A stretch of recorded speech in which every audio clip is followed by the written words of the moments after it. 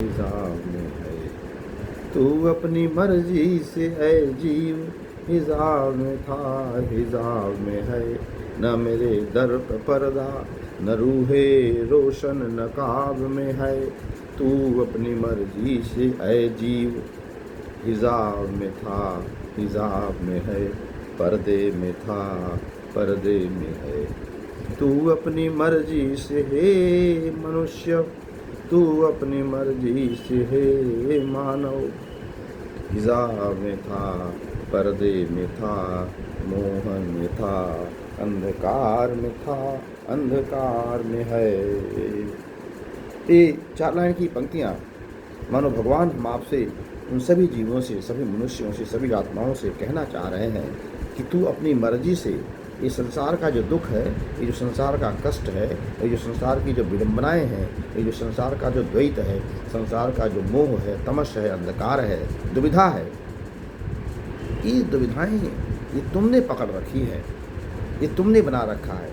तुमने अपने एक पर्दा डाल रखा है अपने और मेरे बीच में, आत्मा और परमात्मा के बीच में, जीव और जगदीश के बीच में, भक्त और भगवान के बीच में, नर और नारायण के बीच में जो एक पर्दा है बीच में, ये 36 का जो आंकड़ा है, ऐ जीव, ऐ नर, ऐ मनुष्य, ऐ मानव, ऐ जीवात्मा, ये तूने अपनी मर्जी से डाल रखा है। मेरी तरफ से कोई पर्दा नहीं है। अर्थात भगवान मानव कहना चाह रहे हैं जीवात्मा से कि तुमने इस संसार में, हमने तुमको भेजा था, जिस उद्देश्य से भेजा था वो उद्देश्य तुमने पूरा किया नहीं। जिस कार्य के लिए भेजा था उस कार्य को तो तुमने किया नहीं, बल्कि तुम जा करके संसार में जा करके संसार के उन विभिन्न प्रकार के जो द्वैत और जो विभिन्न प्रकार के जो मोह हैं, तमस हैं, दुविधा है, जो पर्दे हैं, आपने उनको अपने चारों तरफ पर्दा बना रखा है। मोह का पर्दा, अज्ञान का पर्दा, तमस का पर्दा, लोभ का पर्दा, अंधकार का पर्दा, रिश्तेदारी का पर्दा, भाई भतीजावाद का पर्दा, जातिवाद, क्षेत्रवाद, भाषावाद का पर्दा। जितने प्रकार के द्वैत हैं, जितने प्रकार के मोह हैं, जितने प्रकार के बंधन के कारण हैं, ये तुमने बना रखे हैं। मेरी तरफ से कुछ नहीं है, मेरा तो दरवाज़ा खुला है। ऐसे समझिए इसको कि जिस प्रकार से आप किसी रूम में बैठे हों, किसी कमरे में बैठे हों, अब मान लीजिए मैं ही इस कमरे में बैठा हूँ और मेरे पीछे एक लाल रंग का पर्दा देखिए लगा हुआ है, ऐसे आगे भी एक तरफ पर्दा लगा हुआ है। तो अगर उस पर्दे के अंदर मैं बैठा हूँ और पर्दे के बाहर अगर कोई व्यक्ति बैठा है या खड़ा है या मुझसे मिलना चाहता है, तो जब तक हम पर्दा नहीं हटाएंगे या जब तक वो पर्दा नहीं हटाएगा, तब तक हम दोनों एक दूसरे का सामीप्य, एक दूसरे की एकरूपता, एक दूसरे के साथ वार्तालाप या मिलन नहीं हो सकता। तो ये पर्दा जो है, इस पर्दे को हटाना पड़ेगा। ये पर्दा क्या है? ये मोह का पर्दा है। ये पर्दा क्या है?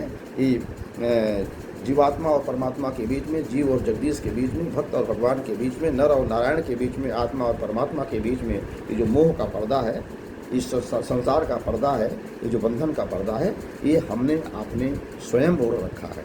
ये पर्दा हमने अपने, जैसे अपने कक्ष में पर्दा मैंने लगाया है, हम इस पर्दे को हटा सकते हैं तो कोई भी व्यक्ति आएगा और सीधे हमसे मिल सकता है और हम उससे मिल सकते हैं। लेकिन हमने पर्दा लगा दिया, इस बात का एक तरह से ये एक संकेत है कि पर्दा हटाने के पहले आप हमारे कमरे में प्रवेश नहीं कर सकते, या हमसे बिना हमारी अनुमति के, बिना हमारे इच्छा के आप हमसे मुलाकात नहीं कर सकते। इसी प्रकार से यह जीव जो है परमात्मा के प्रति एक पर्दा लगा रखा है। परिवार का पर्दा, मोह का पर्दा, बंधन का पर्दा, संसार का पर्दा, कर्म का पर्दा, फल का पर्दा, इस तरह जितने भी प्रकार के द्वैत हैं, जो मोह हैं, जो तमस हैं, इनका पर्दा संसार में मनुष्य ने अपने ऊपर लगा रखा है। तो ये पर्दा हमको हटाना है। भगवान तो अपने कक्ष में हमारे हृदय में बैठे हैं।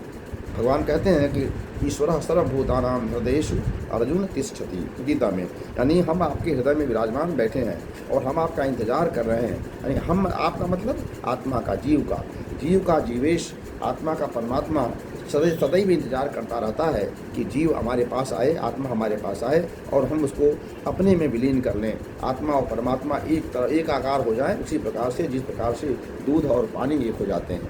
लेकिन जीवात्मा और परमात्मा का जो मिलन है, जीवात्मा भी इसी हृदय में, हमारे हृदय में रहती है, कारण शरीर में रहती है, और हमारे जीवात्मा के हृदय में परमात्मा रहते हैं। यानी कारण शरीर में ही जीव ही रहता है और कारण शरीर में ही जीव की हृदय में परमात्मा रहते हैं। तो परमात्मा और आत्मा, जीव और जगदीश दोनों एक ही रूम में, एक ही कक्ष में, एक ही स्थान पर स्थित रहते हैं, लेकिन दोनों के बीच में 36 का आंकड़ा है। यानी दोनों जिस प्रकार से 3 और 6 36 के बीच में दोनों का पीठ दिखाई पड़ता है, दोनों का मुख अलग अलग है। एक व्यक्ति, मान लीजिए कमरे में अगर 2 व्यक्ति पति पत्नी हो या कोई मित्र हो या भाई भाई हो या पिता पुत्र हो, आपस में एक ही बेड पर एक ही कमरे में रोज़ सोते हों, लेकिन दोनों एक दूसरे की तरफ मुंह न करके पीठ करते हों, ये 36 का आंकड़ा हुआ। तो पीठ करके सोने से न पिता पुत्र को देख पाएगा, न पत्नी पति को देख पाएगी, न भाई भाई को देख पाएगा, न एक दूसरे से साक्षात्कार हो पाएगा, न बात हो पाएगी। और इस प्रकार से दोनों के बीच में जो एक कटुता का संबंध है, दोनों के बीच में ये जो दो अलगाव का संबंध है, दुराव का संबंध, भेद का संबंध है, ये बना रहेगा। तो करना क्या पड़ेगा हमको? 36 को 63 कर देना है। यानी दोनों अपनी पीठ को हटा करके दोनों अपने आपस में एक दूसरे का फेस देखने लगे, चेहरा देखने लगे, तो दोनों के बीच में जो दुराव है वो भी समाप्त होगा, जो कटुता है वो भी समाप्त होगी, और दोनों में जो मिलन का अभाव है वो मिलन का अभाव भी संपन्न होगा। इसी प्रकार से परमात्मा और आत्मा का संबंध है। परमात्मा भी कारण शरीर में स्थित जीव के हृदय में रहते हैं और जीव भी कारण शरीर में रहता है, एक ही स्थान पर रहते हैं, लेकिन दोनों के बीच में 36 का संबंध है। दोनों एक दूसरे को देखते नहीं हैं। जीव संसार की तरफ देखता है और जो परमात्मा है वह अध्यात्म की तरफ देखता है, वो स्वर्ग की तरफ देखता है, वह अपने अपने अपने जो उनका जो आभा मंडल है, उनका जो अपना आलोक है, उसकी तरफ देखता है। तो पहल किसको करनी पड़ेगी? पुत्र को करनी पड़ेगी। पिता से मिलना है, पिता की संपत्ति लेनी है, पिता का अधिकार लेना है, पिता की संपत्ति लेनी है, पिता का जो औरा लेना है, तो आपको पुत्र को पिता के पास जाना पड़ेगा। पिता नहीं आएगा पुत्र की प्रति, पिता की नहीं। आप पुत्र अगर 1 कदम आगे बढ़ता है तो पिता 4 कदम आगे बढ़ करके पुत्र का आलिंगन करता है, पुत्र को स्वीकार करता है, अपने सारे अधिकार, अपनी सारी संपत्ति देने को तैयार हो जाता है, सहज खुशी खुशी। उसी प्रकार से परमात्मा रूपी पिता भी जीव रूपी पुत्र अगर एक कदम आगे बढ़ता है परमात्मा से मिलने के लिए, तो परमात्मा 4 कदम आगे बढ़ करके आपको स्वीकार करता है। मगर यह सोचना कि जीव के पास परमात्मा आएंगे, तो ऐसा नहीं होता, ऐसा कभी नहीं होता। जब सांसारिक पिता पुत्र के पास नाराज़गी की स्थिति में नहीं जाता है, पुत्र को ही आना पड़ता है, तो ऐसी स्थिति में पारमार्थिक पिता, जागतिक पिता की जगह पर जो हमारा आध्यात्मिक पिता है, जो संपूर्ण ब्रह्मांड का मालिक परमेश्वर है, ईश्वरों का भी ईश्वर है, वो भला हमारे पास क्यों आएगा? प्यासा जाता है कुएं के पास, कुआं नहीं आता प्यासे के पास। इसलिए हम जीवों को यह देखना पड़ेगा कि अगर हमको परमात्मा रूपी पिता की अपनी संपत्ति चाहिए, उसका ऐश्वर्य चाहिए, उसका वैभव चाहिए, तो हमें पिता रूपी परमात्मा के पास हमें स्वयं 1 कदम आगे बढ़ाना पड़ेगा, और जो हमारा रिश्ता रिलेशन जो हमारा 36 का है, उसे 63 का करना पड़ेगा। तो इन 4 लाइनों का जो भाव है वो यही है कि परमात्मा मानो जीव से कह रहे हैं, जीवेश माने परमात्मा, जीवेश किससे कह रहे हैं? जीव से कह रहे हैं कि ऐ जीव, ये जो पर्दा तुमने लगा रखा है, मोह का, अंधकार का, तमस का, ज्ञान का, सांसारिक संबंधों का, ये पर्दा तुमने लगा रखा है, हमारी तरफ से कोई पर्दा नहीं है। इसलिए अगर तुम मुझसे मिलना चाहते हो तो तुम्हें पर्दा हटाना पड़ेगा। न मेरे दर पर पर्दा, मेरे दर पर कोई, मेरे दरवाजे में कोई पर्दा नहीं, मेरे दरबार में कोई पर्दा नहीं है, ये पर्दा तुमने लगा रखा है, तुम्ही को पर्दा हटाना पड़ेगा। और फिर मैं तो तुम्हारे आलिंगन के लिए, तुम्हारे सत्कार के लिए, तुमसे मिलने के लिए, तुम्हें अपनी सारी संपत्ति, अपना वैभव, अपनी सुख, अपनी समृद्धि देने के लिए मैं परमात्मा रूपी पिता सहर्ष तैयार हूँ, इंतज़ार कर रहा हूँ। 1 कदम आगे बढ़ाओ और मैं 4 कदम तुमको आलिंगन करने के लिए स्वीकार करता हूँ, आलिंगन करने के लिए तैयार बैठा हूँ। तो यही लाइन हम यही कह रही हैं कि न मेरे दर पर पर्दा, न रूहे रोशन न काम में है, तू अपनी मर्जी से है जीव, हिजाब में था और हिजाब में है। हिजाब यानी पर्दे में था और पर्दे में है। तो भाव आज की वीडियो का ये संदेश है कि हमको, आपको अपना जो हमारे जो द्वैत बुद्धि हमारी है, जो हमारे जो चारों तरफ हमारा द्वैत का जो औरा है, हमारे जो रिलेशन का औरा है, जो मोह का है, बंधन का है,